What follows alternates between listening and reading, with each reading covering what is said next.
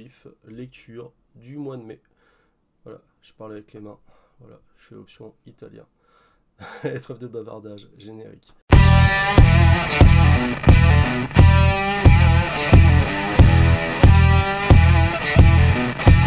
Allez, salut à tous. Alors, ce mois de mai, ça a été un mois de mai plutôt pas mal, on va dire.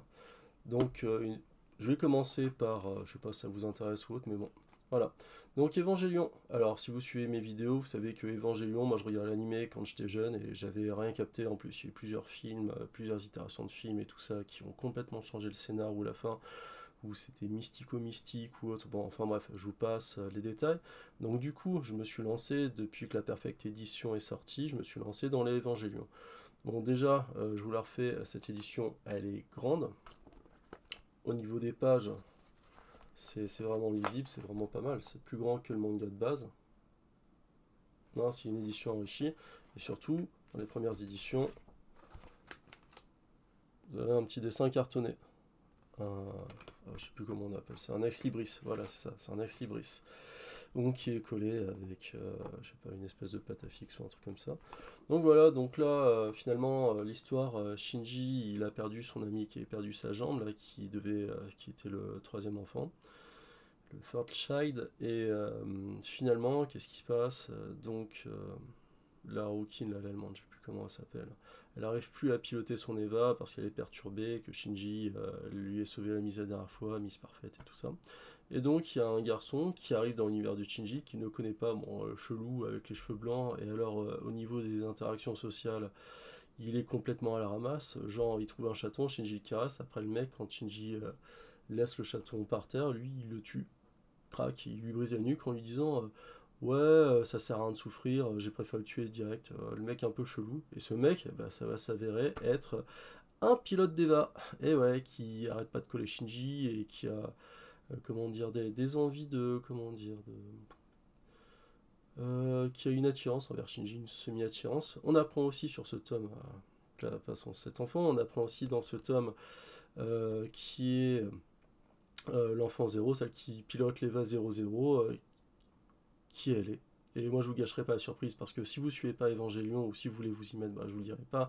Je préfère que vous soyez finalement en train de le lire et de faire cette découverte, sinon ce serait tout vous gâcher. Donc là on en sait un peu plus sur le projet Evangelion et tout ça. Elle, je sais plus comment ça s'appelle, elle prend cher aussi. Excusez-moi, moi, au niveau des noms des mangas, des fois, quand je les ai lus il y a longtemps, je me souviens plus du nom des gars. Enfin bref, c'est pas mal. Il y a toujours autant d'activités. Hein. Je veux dire, le manga est beaucoup moins chiant à visionner que l'animé. Hein. Le manga à lire, c'est juste génial. Et puis on peut revenir comme on veut sur les passages. Sur l'animé, c'était hyper chiant, hyper mélancolique. Bon, enfin bref. Je vous passe les détails, mais Evangelion en manga, ça a l'air pas mal. Après, j'espère que la conclusion sera à la hauteur du récit. Voilà.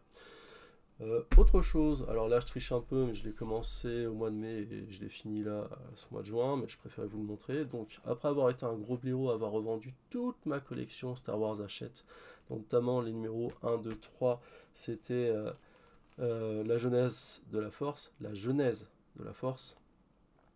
Donc je les ai en VO, les 5 premiers numéros, donc ça je les avais revendus, je les avais à la fois en Delcourt, je les ai revendus pour un prix dérisoire, je vois à quel prix ils sont sur le Bon Coin et sur Vinted. Voilà, vous avez compris, je suis méchamment deg, et puis j'avais vendu en Star Wars Collection, et bon, eux ils ont un peu baissé parce qu'ils étaient dans la collection Hachette, et donc Panini les ont sortis en Epic Collection. Donc voilà, donc là c'est le tome 1, alors je sais pas où est-ce qu'ils ont pêché un tome 2, parce que normalement là, la jeunesse des Jedi c'est terminé avec ce tome là. Hein. Bon, après on verra bien ce qu'il donne. Donc au dessin, c'est je crois le même scénariste que Star Wars Legacy, Jan Ostrander. Après, pour les dessinateurs, c'est qui est crédité, c'est Jan Dursema, coloriste Wes Tsuba, encreur Dan Parsons. Alors le dessin est très propre, hein. C'est nickel. Attendez, je vais vous montrer des passages qui spoilent pas trop, hein, qui sont au début. Voilà, je vous les montre. Alors le pitch. Les méchants Rakata ont un empire qui est très étendu, et donc ils prennent énormément de gens en esclavage et énormément de sensitifs de la force. Sensitifs de la force, pourquoi? Parce que les sensitifs de la force, ça sert à faire des batteries de vaisseaux et du carburant, voilà. Et donc, il dévore petit à petit tous les mondes où ils sont sensitifs à la force pour s'étendre. Et on a une espèce de guéguerre entre deux chefs Arakata, Seknas et un autre, qui ont deux esclaves, Trill et finalement Xesh. Xesh, que vous pouvez voir en armure de limier de la force. Alors, le limier de la force, c'est comme des chiens de chasse qui sont censés renifler les mondes sensitifs à la force pour pouvoir finalement les prendre en esclavage. Moi, j'avais adoré parce que je les avais lus. Alors, je crois, originellement, c'était sorti en 2012 jusqu'en 2014. Et je les avais eu bon, dans tous les formats. J'avais bien aimé l'histoire. Là, je l'ai relu. J'étais un petit peu déçu par la fin, mais je trouve que c'est un super récit dans l'ordre des Jedi. Alors, c'est marqué légende. Je sais qu'il y en a qui jurent que par le canon, mais quand on voit la qualité des derniers films Star Wars et tout ça, moi, je préfère, même s'il n'y a pas que du bon dans les légendes, de lire du légende. Et je peux vous dire qu'en légende, il y a des tas de bonnes histoires, hein. Par exemple, l'héritier de l'Empire, on en a plein, et c'est très bien que Panini les ressorte et qu'il ne fasse pas que du canon, parce que le canon, on voit ce que ça donne. Hein, voilà, alors vous aimez le canon, pitié, ne m'insultez pas. Voilà, c'est juste mon avis, il est peut-être partagé par d'autres ou pas, mais en tout cas, on peut chacun avoir nos opinions sur Star Wars, mais je sais que c'est un sujet qui peut fâcher, hein. Si j'étais fan de Star Trek, j'aurais même pas lu Star Wars, mais ce n'est pas le cas.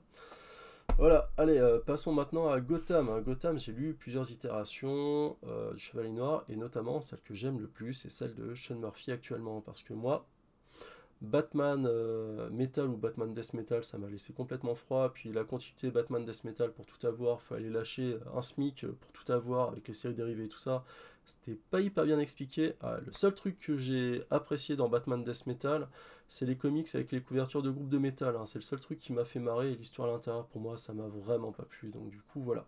Et donc moi, un univers que j'ai aimé, c'est White Knight, l'univers de Sean Murphy. Et donc récemment, je l'avais dans ma palle depuis 2 ans, et ouais, je suis pas un rapide, j'ai lu Harley Quinn. Alors Harley Quinn, ça a le mérite d'exister, hein, c'est pas le comics de l'univers, le méchant, le réalisateur, c'est pas quelqu'un de terrible, et son acolyte féminine, c'est pas terrible non plus, une histoire un peu de ouin-ouin, genre j'étais la nounou, une riche maman m'a défiguré, donc du coup je suis devenue méchante, mais j'ai toujours son fils qui est détective dans la police de Gotham, donc il y a un petit peu un conflit d'intérêts. Donc là, Sean Murphy, il a laissé finalement donc les rênes à sa femme pour le dessin. Non, sa femme pour le scénario, Katana Collins, à ce qu'on m'a dit, c'est sa femme, il fallait que je vérifie. Et le dessin, c'est Matteo Scalera. Et ben, je trouve que, bon, même si on utilise beaucoup la palette graphique, c'est bien dans le style de Sean Murphy, en s'en démarquant un petit peu. Harley Quinn, bah, j'ai bien aimé, hein. C'est, le scénario est ce qu'il est, il est pas nul, mais il est pas génial non plus. Mais en tout cas, ça a le mérite de ramener un peu plus d'histoire chez Harley Quinn. Voilà, je vais vous montrer rapidement, toujours chez Sean Murphy, le Batman Beyond the White Knight. Hein, alors oui, j'ai des notes, mais c'est parce que je vais faire une vidéo dédiée sur Batman White Knight et sur Batman Flashpoint Beyond. Donc j'ai aimé, j'ai surtout aimé le début, j'ai pas trop aimé la fin. Je trouve que ça prenait pas trop de risques, j'en dis pas plus, j'en parlerai plus dans la vidéo. Deuxième que je vous ai teasé, Batman Flashpoint Beyond. Alors ouais, ça tue. Batman aux yeux rouges avec le trident et un sabre, je peux me dire, je me suis dit, ouah, il va y avoir de l'action, ça va être génial. En plus, Flashpoint, j'ai adoré. Geoff Johns, c'est un super bon scénariste. J'avais adoré Flashpoint, le dessin animé. J'avais pas spécialement lu les New 52, mais bon. En tout cas, j'en attendais beaucoup et j'étais très déçu. Pareil, ça sera dans la même vidéo que le récit précédent que je vous ai montré. Je vais faire une vidéo avec ces deux récits, je vais expliquer pourquoi j'ai été déçu et pourquoi il y en a un que j'ai vraiment pas apprécié. Dernière lecture, et lecture un peu touffue qui a beaucoup fait parler, alors je le cite pas souvent, mais le collègue Ingé Comics en a parlé pour des raisons qui, pour une fois, je suis complètement d'accord avec lui. La première raison, c'est qu'au niveau du lettrage, il y a des trucs qui sont complètement plantés. Au niveau de traduction, vous avez des trucs fallacieux, incompréhensibles. Voilà, donc ça c'est de la vieille traduction qui n'a pas été retravaillée. Numéro 3, on n'attendait pas tant de bonus. En fait, l'omnibus, si vous enlevez les bonus, vous avez ça. Alors attendez, je vais vous montrer. Hop, je pense qu'on a déjà dû vous le montrer. Voilà. Alors ça, je vous montre de l'omnibus. Ça, ce qui est en train de partir vers le bas, c'est les bonus. Ce qu'il y a ici, c'est les différentes histoires. Et donc, vous payez 70 euros, alors qu'en fait, ils auraient pu en faire un deluxe. Hein. Un deluxe regroupant les Daredevil de Joe Quesada, parce que Marvel Knight, moi je pensais qu'on verrait tous les Marvel Knight. En fait, non. Histoire centrée sur Daredevil. Petite apparition de Spider-Man, mais elle est très secondaire. Petite histoire avec le Punisher. Hein, si vous avez des problèmes avec votre dentiste ou si vous avez peur du dentiste, surtout ne lisez pas cette histoire. C'est, comment dire, c'est très très gore hein, au niveau des dents et tout ça, donc voilà.